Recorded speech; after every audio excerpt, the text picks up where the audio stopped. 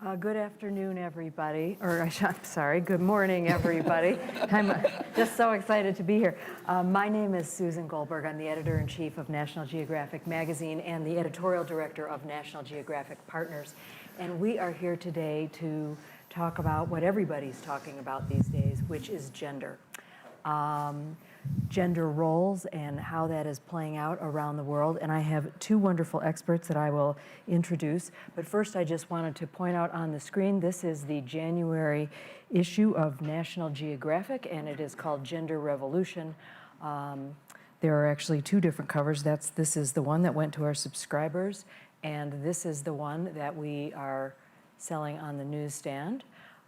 Showing a range of people who are describing themselves and describing their gender in different ways.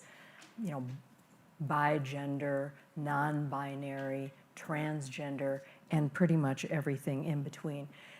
Gender has really become one of the topics that's getting discussed. You've got people like Caitlyn Jenner bringing this to the forefront, but what we try to do in National Geographic Magazine, and what I'd like to do today, is talk about really how gender plays out in the lives of just ordinary people, not movie stars in evening gowns on magazine covers, but just the lives of ordinary kids and how families and teachers and legislatures at all levels of government are trying to deal with this issue. So let me introduce the people I've got here to talk about this. On the far side here, this is Jin Jing. She is sort of the Oprah Winfrey of China. She has a talk show. I think it's just celebrated its 100th episode. She gets about 100 million viewers a week in China. And in 1995, Jin became the first transgender woman to receive government approval to undergo a gender reassignment surgery, and has been living as a woman since 1995, and we'll talk about that today. Right next to me, this is Eric Villian. Eric is a geneticist and pediatrician who directs the UCLA Center for Gender-Based Biology, and a lot of his work has focused on intersex people.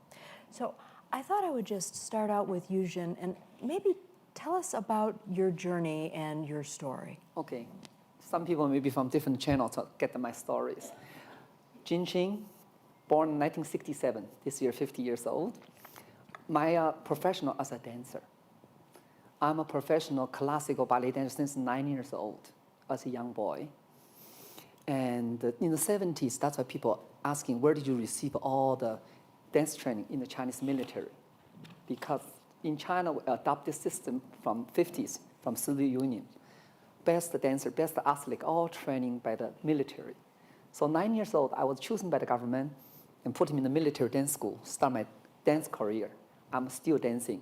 Today I'm here, Thursday night I'll be dancing in Singapore. Oh, you're still I'm a still dancer. dancing. I have my dance company. Also, 1999, I found the first modern dance company in China. Okay. Also, was before I changed my sex, 1988, before China have no contemporary dance, no modern dance. Under American-China exchange program, I was sent by the government to United States to learning modern dance with all the great masters like Martha Graham, Paul Taylor, Robert Nicholas. So also same time I discovered the world of modern dance, and same time I discovered myself, my gender. I know myself clearly I should be a woman when I was 6 years old, a child. I have an older sister, 4 years older than me. And that time I look at my sister, I said, something wrong with me, but I don't know what it is. But I keep this quietly. Then luckily, I love the stage, but dance chose me, I become a stage person as a dancer. So through the dance, I discovered myself more and more and more. When I was 19, we went to the United States learning a modern dance. Then I decided, okay, now I have to become myself, change myself, find the right time, become a woman who I am. So from 19 years old until 28, I wait. For 9 years, every day I asking myself question, are you ready? Are you sure you are the woman? You are yourself? Then I'm positive. Even today, a lot of people ask me, during the whole 28 years in the male's world, are you frustrated? I said, no, I'm not frustrated. I just confused. I don't know when will be happen. I just waiting for the moment. So then 28 years old, I can take full responsibility to myself. Then I did a change in China, in Beijing. Of course, in 1995, sex change in Beijing, in China, is a big taboo. Besides of that, I was the first modern dancer of China. Best male dancer become a best female dancer. It's too much for China. Too much. That time is too much. But I think, okay, I made this. People ask me, why you go back to China to sex change instead of in Europe? That time I already work in Europe, in Belgium, Brussels. Then I said, somehow I'm a very superstitious person. I want, first life my mother gave me as Chinese. Second time I gave myself a birth, still need China. So I went back to Beijing. I did my change. So that was 1995, 1995. and then since then you have remained in the public eye. And Yes. Then I constantly challenging the Chinese society. After that, I found the first modern dance troupe, which was private owned, without any government subsidies. Modern dance company. And after that, 2000, I from Beijing, I moved to Shanghai, then adopted 3 orphans. I become a single mother with 3 kids. okay. That's also challenging for Chinese society. Transgender, best male dancer become a female dancer, find the first modern dance company. And that's why I quickly, my stories. Then year 2000, when I moved to Beijing to Shanghai, I talked to my friend. I said, one day if China TV allow have a talk show, I'll be the talk show person. After 15 years, I did it. 2015, I launched my talk show in China 2 years ago. Now, just like Susan said, it's a top view talk show in China. So many, but I'm still considering myself as a dancer. I'm an actress. I'm still dancing on stage with my dance company. Also, every week I'm acting on stage as a theater performer. So this thing's changing. And 2004, I met my husband. 2005, I married to a German gentleman who's sitting there behind with me. Yes, we are happily married and with 3 children. Then after 1 year, we get divorced. Very tricky story because I'm adopted 3 children, so I need to put all the kids under my name. But with a full marriage, it doesn't work. Only way I come back my single mother position, then I divorce with him, put all my kids on my name. But you're still together. We're still together. That's good. The love always there.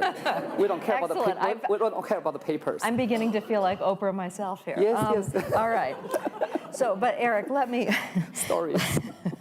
So let me ask you. So this is an amazing journey. You are working with families and kids and studying what's going on all the time. What do you do when there's a 6-year-old child? Like, this is Avery Jackson. She's 9 years old in this picture. Ever since she was 4, she said, I'm a girl. And as you can see, her quote there is, the best thing about being a girl is now I don't have to pretend to be a boy. So here's a young person who knew very, very early on who she was. What do you say? Right. Well, it's, of course, very difficult because you come, like myself, in a sense, as an outsider to these children and this family. They're living it. I'm caring for them. I'm a pediatrician. I care for children who are born intersex. Also caring for children who are who have gender nonconformity. Like, Tell people what intersex is. oh, intersex means just that they're born with genitals that you can't tell whether they're boys or girls. And those situations happen much more often than we think they do. It's about 0.5 to 1% of the population that has some degree of atypicality of the genitals. So it's quite frequent. Nobody talks about it, but it's something that happens a lot in families all over the world. And we'll get back to that in a minute. So the question you're asking, Susan, about what to do, especially when the children are saying, well, I am a girl if it's a natal boy, or I am a boy if it's a natal girl. The difficulty is to actually not necessarily go on with the story and say, well, of course you are a girl. I think what we know, and then I'm taking sort of the scientist perspective, not denying the individual experiences, but if you look at what happens to these children, most of these boys who say, I am a girl, as they go through puberty, at some point, most of them, not all of them, but most of them will desist, meaning they will not say anymore, I am a girl. They will be comfortable with being a boy, and they will turn out to be gay men, often effeminate gay men, but they will be comfortable with their gender identity. There has been more than 10 studies about that, showing that that's sort of the natural history, that's the path. Although there are a lot of people in the transgender community who would disagree very strongly with what you just said. They would disagree because they're saying, well, that has not been my experience. True, there might be part of these 10 to 20% who actually persisted in Like Jin. Absolutely. Yes, I do have confused time between 12 years old until 15, 16. That time I confused myself. I said, maybe I'm homosexual, I'm gay. Then I tried to then later on I discovered no, completely different feelings. Then I still come back myself like 6 years old. I say I should be the girl, I should be a woman. Then that's where from 19 years old, very clear. Right. Yeah. And in China, was there a lot of, I would say, homophobic pressure, a lot of pressure against gay people? It's funny things, homosexual issue, transgender issue, this kind of idea culturally, actually in China cultural, where it existed many, many hundred years ago, we just don't talk about it. Mm-hmm. Recently, I think after China opened to the world, I think from the 80s, I can get a lot of information from Western world, and we discovered that so many things in the Western world, everything must be labelized, gay, homosexual, lesbian, everything. Before China we don't talk about it, just everything on the table, let it be, how they can, but not on the tables, above the table, people get a little bit hesitated to talk about these issues, yeah. So, I mean, looking at what happens in different countries, it seems that in countries where there is a lot of repression against homosexuality, the rate of transgender individuals actually increases. So a good example is countries like Iran, where young gay men get hanged if they come out as homosexual. Not all of them, of course, but it's been sort of a public display like this is a sin, this is bad. And sort of one solution out of this is if they do change gender, then it becomes a much more accepted behavior, because now the real sin being same-sex sexual relation, now it is not happening anymore because they've switched gender. So it's kind of it's interesting because it conflicts a little bit with this idea that I am a girl when they're little boys. It's just social circumstances push people in one direction rather than another. So and just to finish in the question of what to do when those children come, my tendency is to say, well, you can, if you're a little boy, you can do anything you want that looks like feminine, stereotypically feminine. When you're a little girl, you can do anything you want that looks like what boys would typically do. You can, wear a dress if you're a little boy. You can do ballet, etc. But that does not necessarily mean that you are a girl. I think sort of, and very often children conflate how they behave and who they are, and it's very, very difficult for a child. Well, I think we conflate that too. I mean, if you look at how society is, your gender identity and your sexual orientation are often conflated. I mean, sexual orientation is who you're attracted to, and gender identity is who you are. And the picture I just put up, now these are identical twins, and this comes out of one of the stories we did. This is Caleb on the left and Emmy on the right, and they live in Massachusetts. When they were born, you really couldn't tell them apart. Just a few months ago, Emmy, the girl, underwent gender reassignment surgery. And so you've got these identical twins who really have chosen these very, very different paths. Do you see something like that very often? Right. So we see that for sexual orientation, and we see that for gender identity. Roughly, it's when one twin is gay or transgender, the other twin will be gay or transgender only in about 50% of the cases. So that's kind of interesting because they're genetically identical, Right. and yet the outcome is completely different. So it must be something. You can say, oh, well, gender identity is influenced by things that are other than genetic, than biology. I would ask Shin, what do you think about that? I mean, where do you think? All right, so you always felt like you were a Yes, but I girl. think so we have three gender issues for each person. When you're born, the biological gender was your parents give to you as a boy or girl. That's biological, you cannot change. And after that, I think slowly you're grown up by all the information putting on to you. Then you start thinking you psychologically. You commit yourself. Are you a woman or man? And also third gender is from society. You want society take you as a man or woman.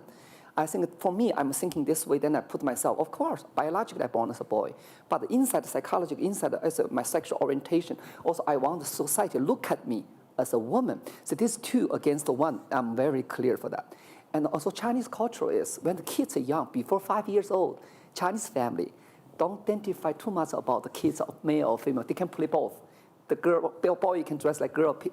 The parents think, oh, it's cute, sweet. Oh. And the girl dress naughty, fine. From after that, getting to school, society have a much more identical eyes on the kids. You are a boy, you should behave like a boy. Girl should be slowly make the gap. But before that, very unclear. Also, family take that. I was very lucky. When I was learning dancing 9 years old, until 15, one of my best teacher, she's almost 85 years old. People, that time I was a young boy. After I finished my boys training, I escaped to the girls' room. I learned girls' movement. And everybody's thinking, why this boy learning a girl's steps? Because I was fascinated by the girl's steps. And the teacher said, just leave him alone. That time, this boy have no gender clear up yet. Just leave him alone, give him a free. I was so thankful for my teacher. She just let me go. Then I was learning boy step and girl step, everything. Then when I decided to changing, then my teacher said, see, that's it. She found herself. That's so interesting. I mean, and certainly for those of us in Western cultures, a little surprising. I mean, I think things have changed, but still, don't you think, Eric, that most kids are, if you're a boy, you're supposed to be acting like a boy, and if you're a girl, you know, you're supposed to act like a girl. Right, although there is much more tolerance for little girls to act like boys because tomboy. Yes, tomboy. Tomboy, which is actually, although you don't hear that parents. as much as now as you used No, to. 2002, sorry, that is not. 2002, I did a dance piece with a German artist. We did a duet called Person to Person. In this piece, we talk about which movement certainly belong to the boy, which movement belong to the woman. That's why in Chinese culture, after the girl becomes 6, 7 years old, the family teach the girl how to sit in properly like this. Your leg, you're not like, oh, spell your leg. Yeah, before that, fine, let it go, let it natural. But after that, you get from the movement gesture, the girl must behave like this.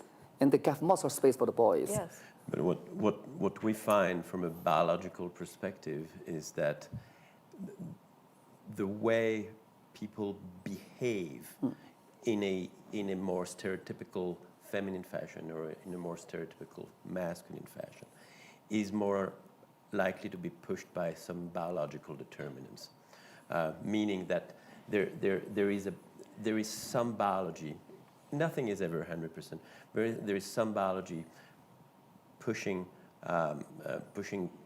girls or boys to behave differently. The reason we know that is because when we look at children born intersex, and we can look at what's different from, say, a girl that was born after being exposed to very high levels of male hormone, testosterone. In the womb. In the womb, okay. So there is a condition called congenital adrenal hyperplasia, CAH, in which that happens. These girls are born girls. They're raised as girls, and you can look at their toy play preference, for instance, which is a classic psychological test. They will spend much more time with male types of toys. You can say, oh well, that's all society that just basically says this is a male toy or this is a female toy. Very true. However, if you do the experiment with little monkeys, young monkeys, male monkeys, and female monkeys, and you give them a little, I wish I had a picture to show that, a little car versus a little cuddly teddy bear, the female monkeys will cuddle the teddy bears, and the male monkeys, statistically, okay? So there is something biological there. You can say No, it's whole society. But Literally. I think you know, those of us who've been around children enough, you do see boys gravitating to, or many boys gravitating to different kinds of toys and games than girls, and where that comes from, I'm not sure. So the gender role has some biological determinant. The gender identity, on the other hand, is much more fluid. It's much more complicated. There is much more social Okay, determinants so to let's that. talk a little bit about that. And this picture I just put up, this is taken in Samoa, and this is a group of people called the Fa'afafine, and they really are considered a third gender. And there is a number of places around the world where there is a third gender. I think even in certain Native American tribes, there's a third gender, Third small. dash, yeah. So how does that come about? Right. What you're saying is very true. Is the Berdache in the Native Americans, the Fa'afafines in the Samoa, the Mushes in some regions of Mexico like Oaxaca. So they're all around the world. You have this sort of third gender. What happens is, I don't see it personally as that different from what happens in the rest of the world, in the sense that there are some boys or girls, but in most cases it's boys who behave in a more stereotypically feminine fashion.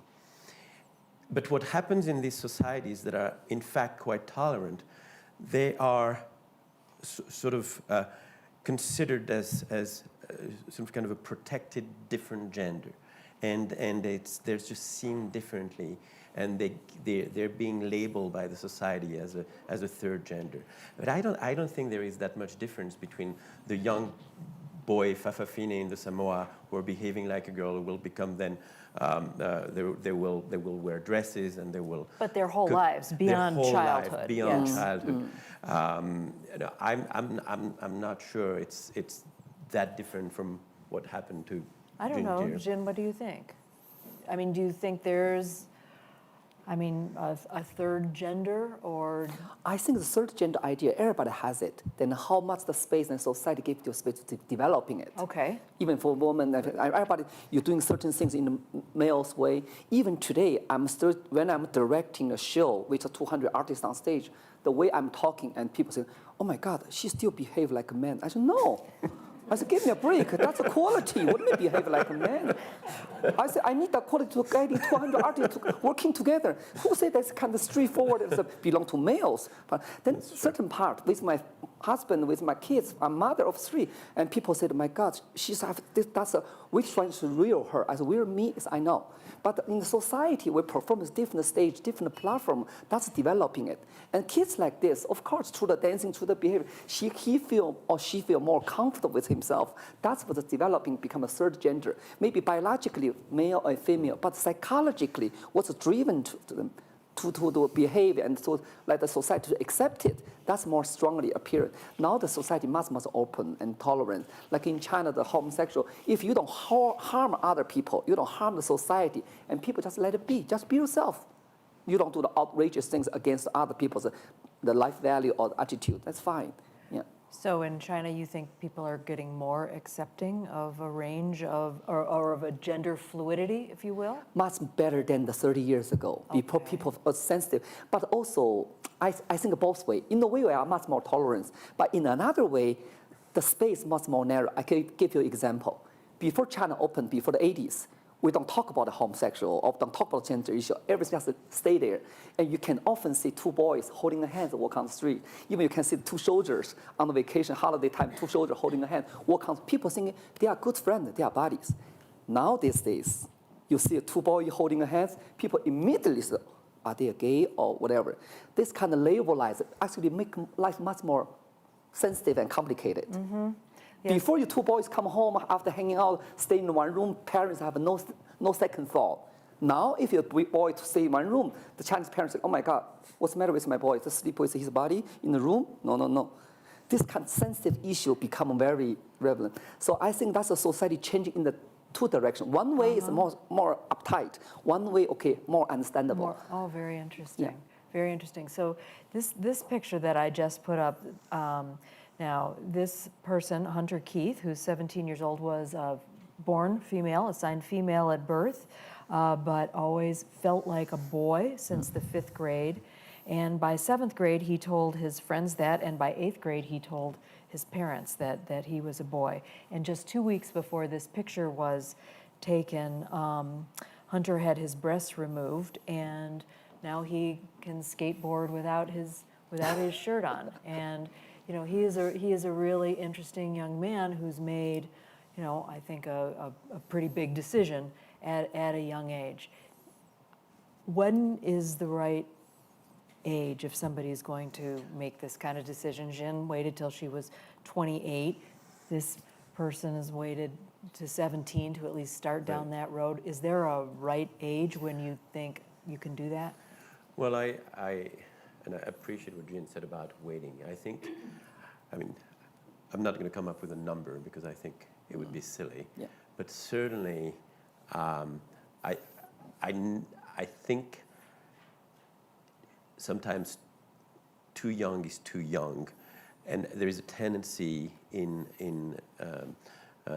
certain parts of the United States or in Europe to now socially transition these boys or girls very early if they just express something that's a little gender non-conforming. Although sort of isn't the pushing- rule persistent, insistent, and consistent, right? Those are if the kid Right. says, I'm a girl or I'm a Right. boy, persistent, But for- insistent, consistent. Yeah, that's right. The question is, as I said earlier, you can do whatever you want. That doesn't, that doesn't necessarily mean that you are a boy or a girl. Let's just wait and see. Yeah. So now the problem with I get a lot of critiques for this attitude, which is to say, oh, what about the suffering, Right. the psychological suffering? And it's a complicated balance. I like to be sort of in the middle and maybe piss off everyone, but it's because at the end of the day, the question is, if you socially transition early these kids, it's a life that's a little bit more complicated. It's a life that you will have body modification. Yes.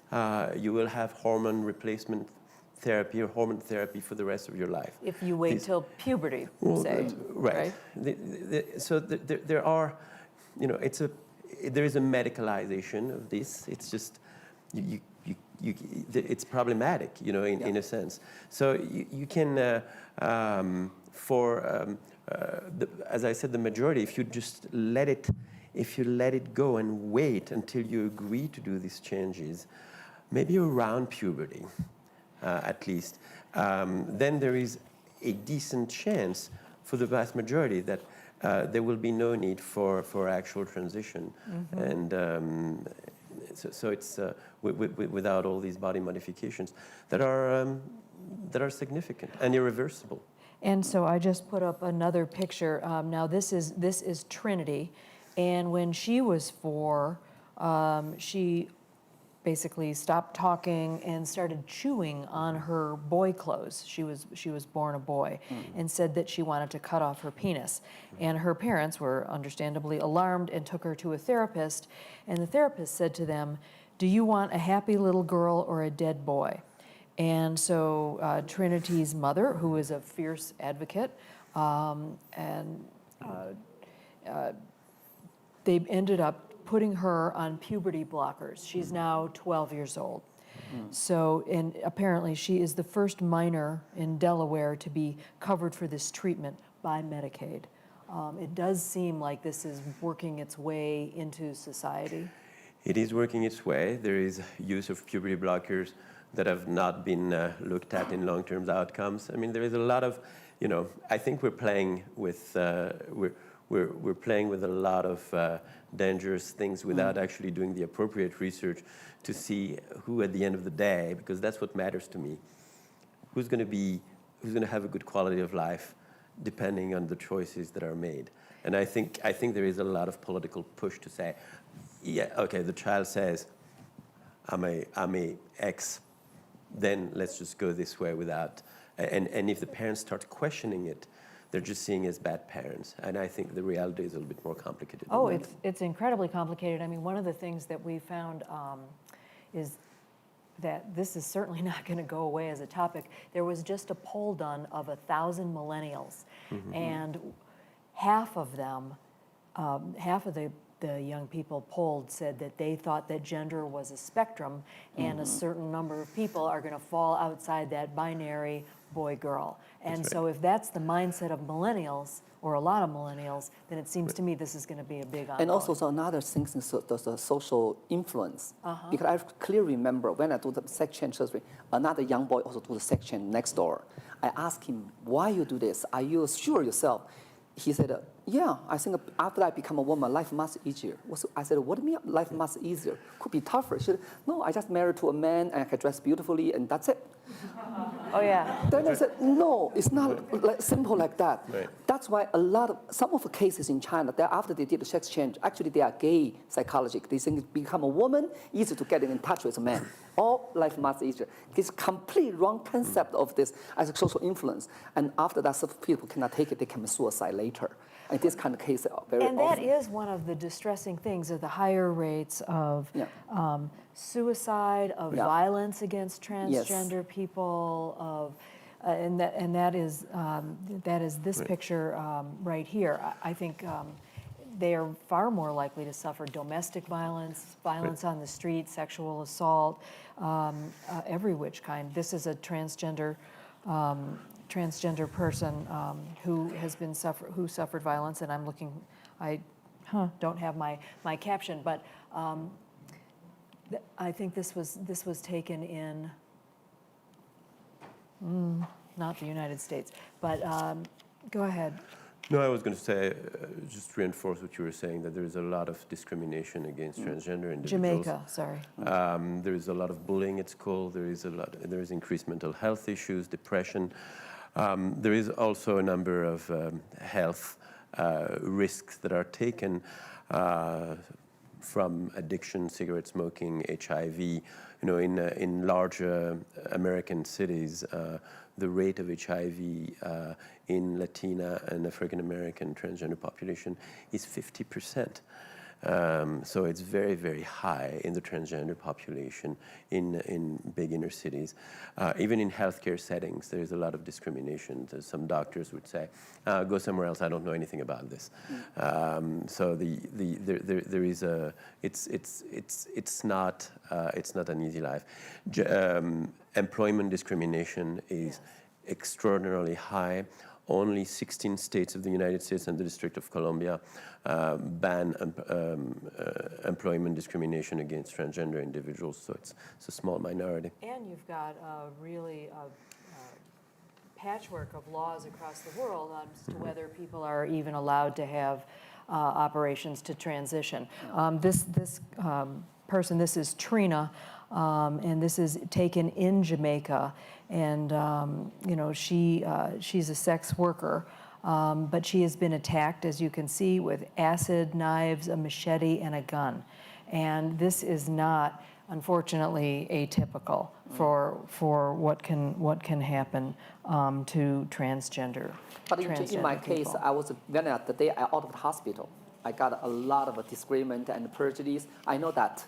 But that's why I have a very famous sentence in China. I talk to people, I say, if you understand what I'm doing, I appreciate it. I say, if you don't understand, I say, forget it, next life. You know, I think that's and also same time I remember when I come out of the hospital, one of the well-known filmmaker, film director, he looked at me, and one day he's talking spontaneously, but without the intention. He said, "How come a person like you living so well?" You know, that's kind of sentence. I said, "Why not?" I asked him directly, "Why not? A person like me, and what's wrong with me?" Then that's why actually gave me a lot of apples to encourage myself, make it better. That's why 10 years ago, I went and said I opened a talk show in China. Everybody saying, don't dream about it. Jinxing, which your background, transgender, forget it. This China never happened. I said, wait, will be happen. So that's when today I became most popular TV host in China. Then I convinced with my dedication to the life. And that's give a lot of young people. Before you ask me, do I involve any activities about homosexuality? Yeah.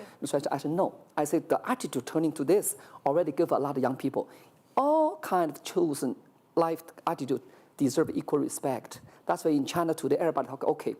And a lot of young people China look at me and said, I make my own decision without harm nobody, no society.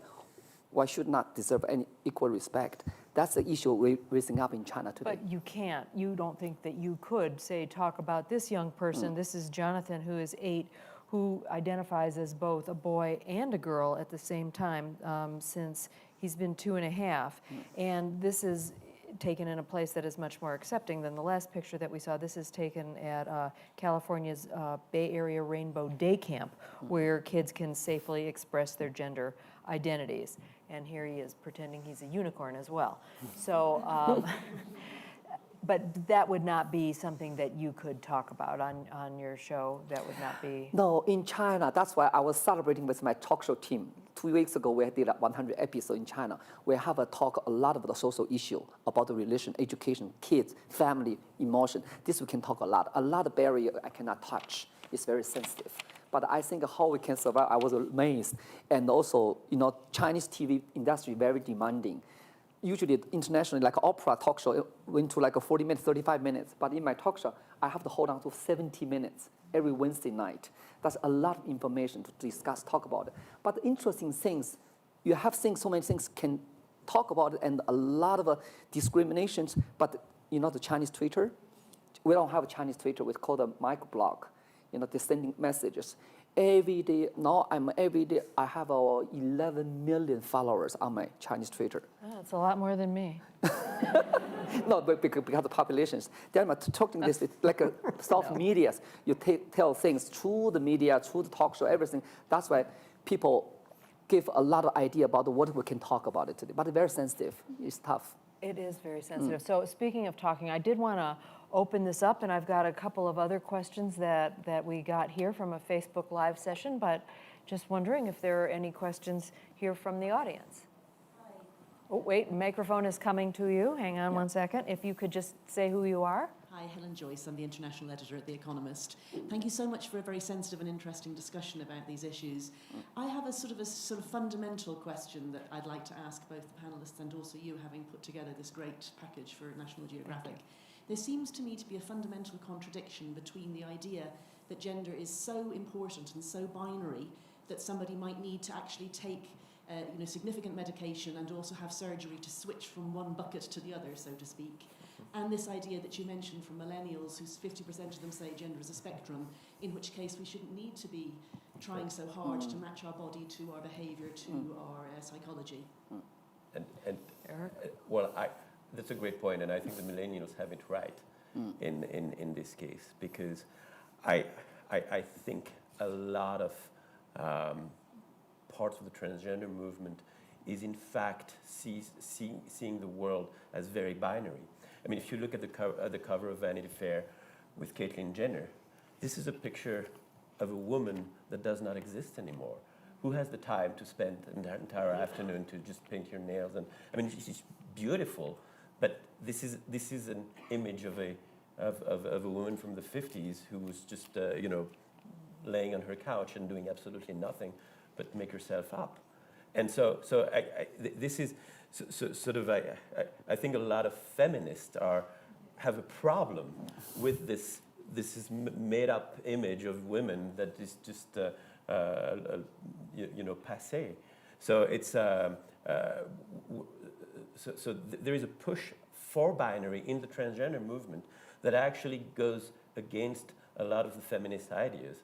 So but don't you gender think as a spectrum is probably and it's more like gender role as a spectrum. I think it's it's more. I think we should go to more of a post-identity world. It doesn't matter. Well, and that's what the millennials are well, saying. you agree with Miley Cyrus, actually. So she says, and she's 20.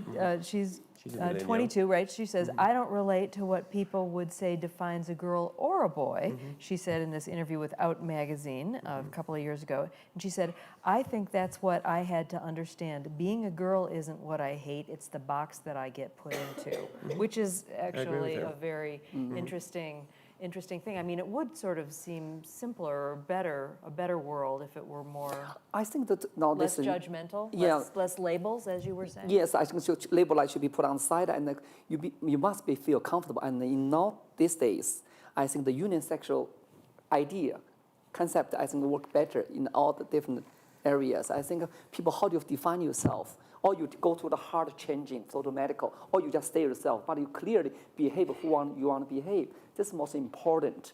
Then you want to dress a family, you want to dress like a man. That's acceptable if you're comfortable with. But I think not this day society, we have still certain, even all the magazines, TVs, try to propaganda all the things of what a woman should be like this. This is one beautiful woman, right. one kind of type. And men should be like this kind of masculine. This kind of thing still try to, people try to find the balance of.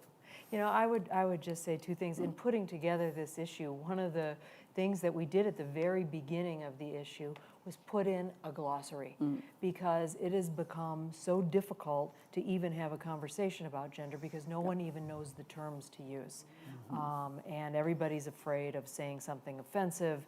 And what we tried to do was arm people with, here are the words, here are words you can use to hopefully spark a thoughtful conversation. The other thing I'd add is our photographer who took this picture is named Robin Hammond. And he went all over the world. He interviewed 89-year-olds about the role that gender played in their lives. This is in eight countries all over. This is Avery, and she's in Kansas City. And